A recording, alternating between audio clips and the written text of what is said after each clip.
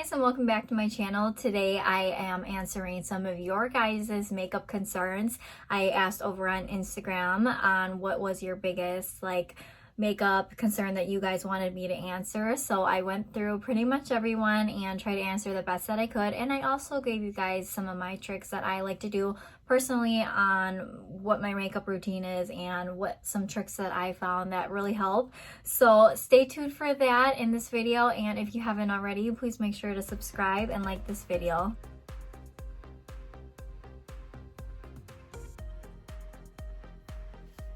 A lot of you guys had questions about foundation, which I have to say probably is one of the hardest things for me as well. Some of you guys said you can never find a match, and I have to agree that is probably one of the hardest parts. If you haven't found a foundation, just keep searching. There's probably at least one out there. I have so many different foundations in my drawer here that I either love or hate, but I mean, it's all about just testing them out and seeing what you like. So there is questions about like primers and stuff like that. So I don't know, I guess the primer that I always use when I'm just like sketched out, I have somewhere to be, but I don't want to mess up my makeup, I always go in, and I show this on camera, the Becca First Light Priming Filter primer. It's really good. I mean, I wouldn't say that it fills in pores by any means, but I feel like it's just nice and hydrating. So I'll usually put that on just all over my face here. And then recently, you guys recommended me the e.l.f. Poreless Putty Primer. And I found that that has helped a lot with pores. Because that was some of the questions too, is just saying that there's pores in the T-zone. I have to agree, I have quite a lot of pores in my T-zone too, like right in here and like throughout here, my chin. I mean, I guess everyone has pores. I guess what I would recommend for that is just using like a correct primer and then maybe a foundation that doesn't sink into your lines as much. So I am going in with the e.l.f. Poreless Putty Primer. I'm just taking that right here. If you guys are wondering why I have my nails done during quarantine, these are awesome. These are by Kiss. I ordered them on Ulta. Yeah, I can't live without my nails. I'm just gonna be honest. For me, my nails is more important than my hair. Everyone's freaking out about their hair, but I'm more concerned about my nails. Okay, I got so many questions about oily skin, and I used to have oily skin before I got on my acne medicine, so I definitely have like a certain routine that I used to use while I had oily skin. I'm going to show you guys a set of skincare products that made a huge difference while I had oily skin. So this is the OleHenriksen line. I still use this cleanser every now and then, especially if I do have really bad acne. So this is the Find Your Balance oil cleanser. This is bomb. Like I said, still using my skincare routine.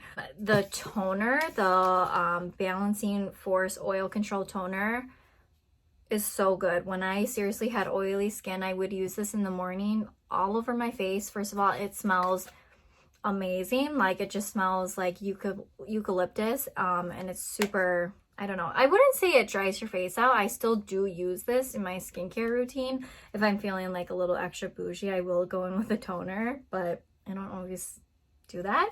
But that is so good. And then I would also, after the toner, I would go in with the Counterbalance Oil Control Hydrator. Now, the reason it says hydrator, even if you have oily skin, is your oil on your face is making up for, you know, oil that you need, and you do have to use a moisturizer even if you have oily skin. I've learned that throughout the years. This is so good. If you're gonna get anything, if you already have like a cleanser and things that you like, this moisturizer is really good. This whole brand, this OleHenriksen, however you say that, is amazing. When I had oily skin, seriously, it definitely saved my life, especially using all three. Now, there were questions obviously concerning about oily skin and foundation. This you just have to play around with. When I had oily skin, I would use the Too Faced Peach Perfect Comfort Matte Foundation. I sadly can't use this anymore because my skin, being that it's so dry, just absolutely hates this foundation. It is so weird to me how 2 different foundations after your skin changes, how much your skin just rejects it. Like I said before, that was about the only foundation that worked for my skin. But now that I have dry skin, it just, I cannot use it. I still keep it because I still love it, but there were some questions about, you know, matte skin and, you know, trying to compromise and have it still look dewy but have it look matte, but at the same time, like, just trying to like balance, like, you know, your combination skin and foundations. So some days I like to just go in with a foundation that is matte, but you can take it up a notch and make it more of a dewy foundation with like certain setting sprays, like certain primers, like this and this. So if I would need a foundation that seriously works for me no matter what, my skin is very finicky, no matter what, I go in with the Catrice HD Liquid Foundation by Catrice. It is so good. I think it's only like $8. It is a mattifying second skin effect. This is super full coverage. You will hate this if you don't like full coverage, but I always go in with a damp sponge and applying this foundation. It makes my skin matte, but it also covers, but at the same time doesn't make me look like super dead. So I'm going to apply this foundation and you guys can kind of see how I end up doing that, and you know, just like some extra tricks that I do have. So if I'm looking to get a little bit more hydration in a matte foundation, I always take like a dewy setting mist. So I have shown this one on camera. This is the 4th Ray Beauty Glisten Up Mist. I will literally spray my damp sponge, just spray it all over the sponge, and then just really squeeze it in the sponge so it has a little bit more moisture from already wetting it, but at the same time it will also have some of that setting spray built in there. This is so good if you have oily skin, if you have dry skin. It's a staple. Go online and order this right now. So I'm taking my damp beauty blender, pressing the foundation on there, and there were questions about how to get full coverage skin without your, you know, face looking like cake batter. It depends. I mean, some days, I mean, my skin definitely can look more cakey than others. But I just usually try to spend a lot of time blending. I never ever use a brush when I apply foundation. I know so many people do use a brush, and that's great if it works for them. But I found for me, it makes it look streaky and it makes it look super cakey. So if you have not tried a damp beauty blender while applying your foundation, that could really be a trick that you're missing out on. So I would definitely try that out if I don't know, if you've never tried it and you need some way for your foundation to look a lot better. When I'm looking for like a really nice foundation base, if I have the time, I really spend a lot of time pressing it into the skin. There was a question on there about patchy foundation spots. The only thing I can say about that is I think it happens to everyone. Everyone has patchy spots on their skin. My thoughts on that would just be to exfoliate your skin. Try doing that a couple of times throughout the week and see if that helps a bit, but sometimes it just happens, which I can kind of see a little bit of that on my forehead. So it's life, you know. I don't think there's a certain way to prevent that. I think sometimes foundations just cling to certain patches. To me, this foundation usually doesn't do that, but my skin has been acting so bad during this quarantine. I would think my skin would have healed up during this time by not wearing a lot of makeup, but I feel like my skin was a lot more clear while I was working and while I was putting makeup on every single day. I don't know how that makes sense, but I'm sure just stress level probably makes a difference. I know there was a lot of people that asked about like how to cover dark circles under your eyes, which who doesn't struggle with that? I would say definitely use like a more full coverage concealer. I will recommend you the Jouer high coverage concealer. Now this is definitely a more expensive concealer, but it has a lot of coverage in it. Or if you want a little bit more of a less expensive concealer, I have found that the L'Oreal Infallible Full Wear Concealer is really good. So this is the one I'm going to show you guys today. I know there was also a concern about dry under eyes, which I absolutely struggle with myself. So like right here will get extremely dry. So if there are times at night like where I'm like, oh my god, my eyes look so dry, I will just like do my skincare routine after I've done all my moisturizers and creams and stuff like that. But I will take Aquaphor, and I know that's not really you know, like a total skincare routine, but I will put it all over my under eyes and on my eyelids because I feel like wearing, you know, obviously eyeshadow and scrubbing that off all the time, after a while your eyes just get really raw. So I will go in with Aquaphor and just load it up, sleep with that on my eyes. I swear I wake up with my eyes feeling like a lot more hydrated. Or I will just go in with like my basic eye moisturizing under eye cream. It's honestly optional how much concealer you like to do.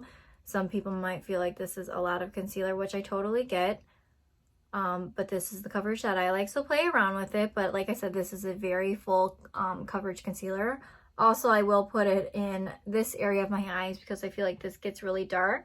And a lot of the times this is where my foundation, I just forget to put it anyway. So go ahead and hit those areas. So again, taking my damp beauty blender, already it does have some setting spray on it. So that will help if your eyes are dry underneath.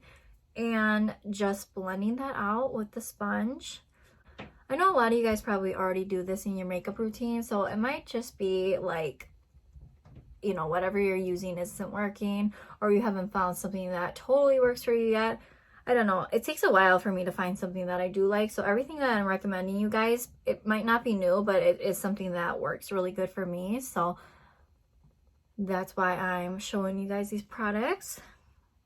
This is totally optional, but I always set underneath my eyes so I don't get any creasing. So you can take whatever setting powder you would like. This one will work really good for you guys with oily skin. The Catrice HD Baking and Setting Loose Powder. It is mattifying, which I really agree, but since I do have dry skin, it works pretty well for me as well. So I do think it's a product that could work universally. I also just take the powder on my sponge, which is a technique that I very much so swear by helping your eyes look not so dry, is instead of using a brush to put your powder on, try using your beauty blender.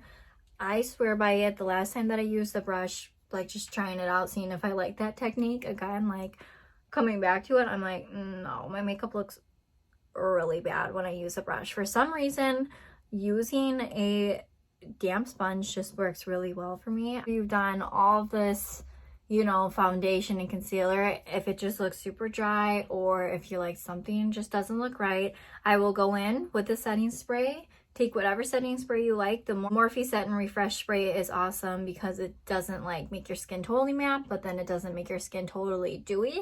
I am looking for a little bit extra dew, so I am taking also by Catrice the Prime and Fine Dewy Glow Fixing Spray. So I just feel like in the name itself, it does what it's told.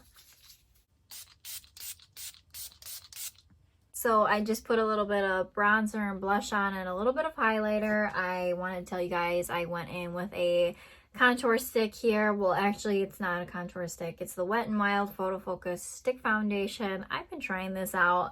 I just ordered it. It's okay. It's not really recommended to be a stick foundation. So, see, we all have, like, we try makeup out and it just doesn't work. So, I mean, I'm giving it a shot, but I don't know. I've seen better. For blush, I went in with the Colourpop Super Shot Cheek in the shade Birthday Suit. And then for highlighter, I went in with the Anastasia Beverly Hills amreezy highlighter. And also there was requests about, you know, having combo skin. Wherever you feel like you are oily, definitely set those places. Wherever you feel dry, definitely don't set those places. So I will set, you know, obviously in here, underneath my eyes. I will set here too before I like bronze, contour, highlight. But I really never set the chin. I usually never really set the forehead. So I'm going to go in with the brows. So I always fill my brows in with a pomade. I never use a pencil. I never use a powder. I always go in with the Anastasia dipbrow in the shade Auburn. This is bomb. And then I take my Brow Gal brush here. It is super worn out, as you can tell. I could probably go for a new one. But this is super slim and very skinny, which helps me get like a really nice brow. Just start following the shape there. Doing my brows gives me like literally the worst anxiety because, you know, they never match. I was taught in beauty school brows are sisters, not twins, but most of the time I can't accept that. I'm like, they have to be perfect. So yeah, I just follow them. I mean, my brow routine is pretty basic. I don't use like any feathering products or whatever. I do use a brow gel at the end, but that's pretty much all I do. So yeah, I just do the best that I can with filling them in. I mean, brows are a weird situation most of the time. And if they don't look perfect, it's honestly whatever. We're gonna highlight underneath the brow bone with eyeshadow anyway, so that kind of cleans up the line underneath. But if you ever have trouble with this part on top, you can always just carve them out with a little bit of concealer. Take a super small flat brush and then just take a tiny bit of concealer and then just clean around the edges. I usually don't do that because one, I'm just a little too lazy for that. And I mean, if I'm really trying to be extra, I will do that, but I don't know, most of the time I just don't have the patience for that extra step. Set my brows with brow gel. You could use honestly whatever. I'm just taking the Brow Gal. This one to me really just sets my brows in place. I like a brow gel that holds my eyebrows. People say that it gets a little bit crunchy. I, however, like that feeling, so at least I know my brow hairs are totally secure in place.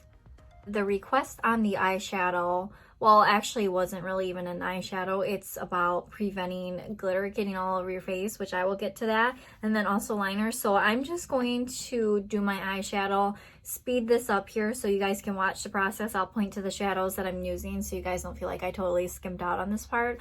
I mean, this isn't technically an eyeshadow tutorial, it's just giving you guys some tips and stuff. So I'm gonna just do my eyeshadow with the It's All Good palette by Colourpop, and there is a glitter in here, actually 2 glitters, so I'm probably gonna take that one, and I'll show you guys how to prevent getting glitter all over your face, just like ways to prevent that, certain things. So I'm just going to speed through this part here.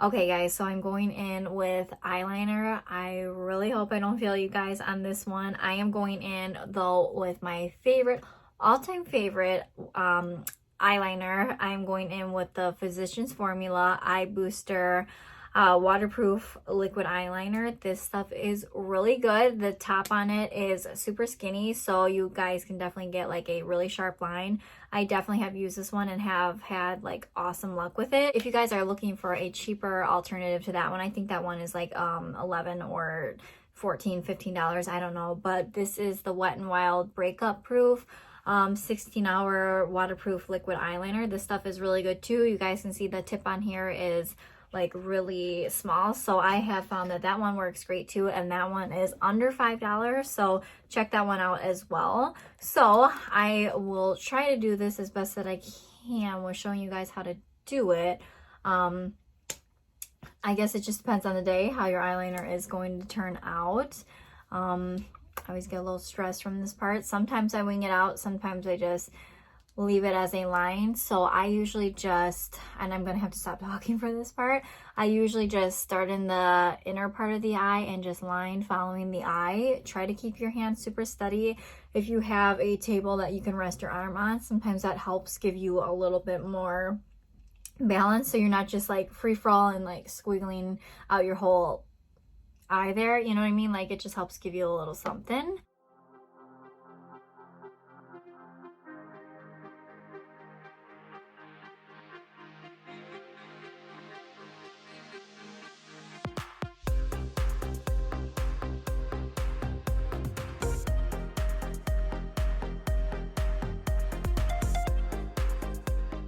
I am going to add a wing, so I usually go from the end of my eye here and just kind of like imagine that I'm tracing it up to the brow. Obviously the goal is not to go that high. Sometimes it does. Sometimes the eyeliner goes a little bit further than you want it to. And then I just connect it, you know, back to the eyeliner on your eye here.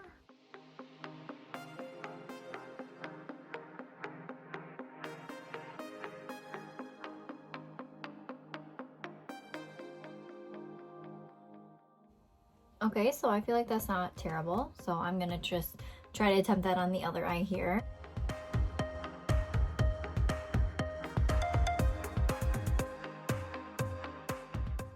Okay, so I mean, it's like, it's all right. It's probably not that even, but that is a part that I definitely struggle with as well. That one should also be considered sisters, not twins. Because I can never get the two of them perfect, but once you put lashes on, you can honestly fool anyone.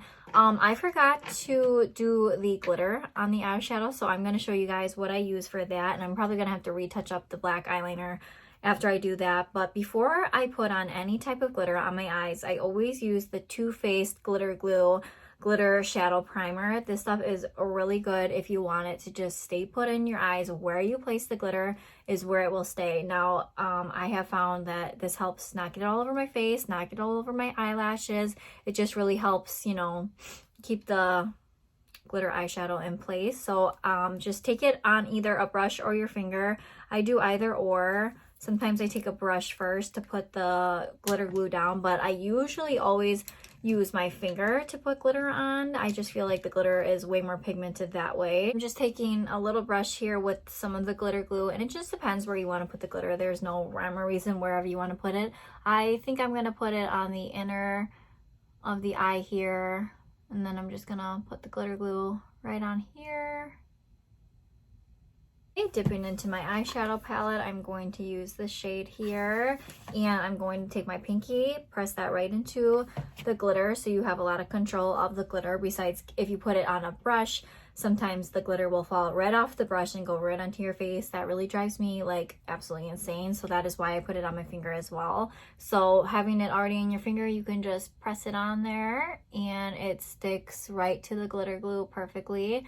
I have had that glitter glue, it's probably expired. I've had it years, but it works great, and there's so much left in there, so you only need a little bit of that. So if you have trouble with glitter, definitely get like a glitter glue. I know Anastasia Beverly Hills has one. I feel like e.l.f. probably has one. I feel like a lot of brands are coming out with glitter glues, so just check around. The Too Faced one obviously is a little bit more pricey, but you know, just play around with that. I'm gonna touch up that eyeliner a little bit where the glitter is covering it. If you have any little glitter on your face, which looks like I have maybe like one or two, I just take like a large fluffy brush and dust it away. But as you can tell with that glitter glue, it literally has so much pigment in the glitter that you're not missing out on it, and it's not falling all over your face there.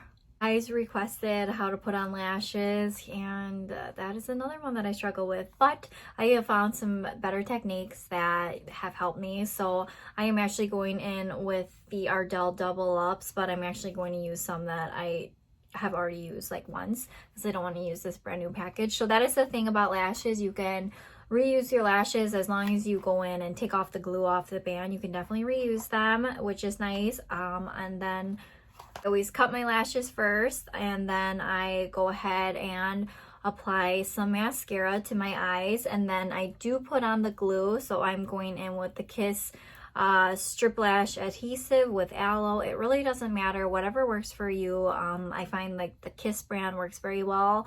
Obviously the Adrell glue works really well too. They're all pretty similar. I mean, they're all like the similar formula, but whatever honestly works. I just use this one because it does have like a brush on the applicator instead of just like glue coming out of a bottle. It's a little less messy. You go ahead and put the glue on your lashes first.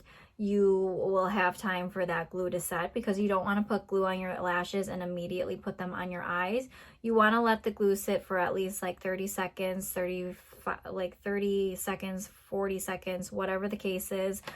And that way you can put on your mascara and then you don't even have to worry. All right, so I've coated those with some glue. I'm setting them down. and we're gonna put a little mascara on. You really don't have to go that ham with mascara. I'm just going in with the Essence Lash Princess mascara.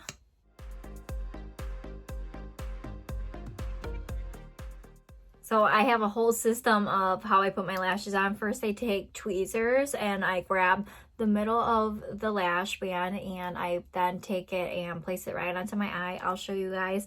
But after the lashes are on there, to really like squeeze them to your natural lash and to make sure your band is all the way on, I go in with this really funky tool by Tarte. It looks like this. It's called the Tarteist. I don't know. You'll find it on Sephora if you look up lash applicators. This comes up. It was kind of pricey, but it works really, really well if you struggle with putting on lashes. This part always gives me actual anxiety, so I hold it just like that with the tweezers.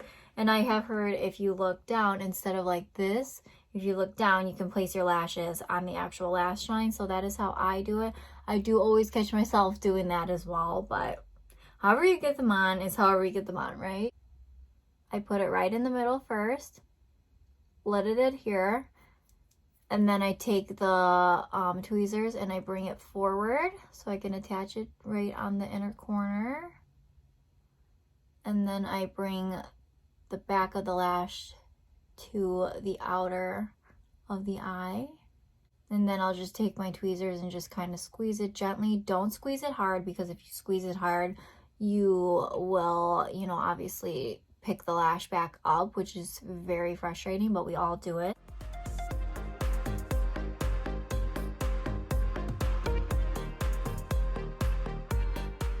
And I am taking this tool, and be careful you don't squeeze your actual eye, because that really hurts, and I've done it.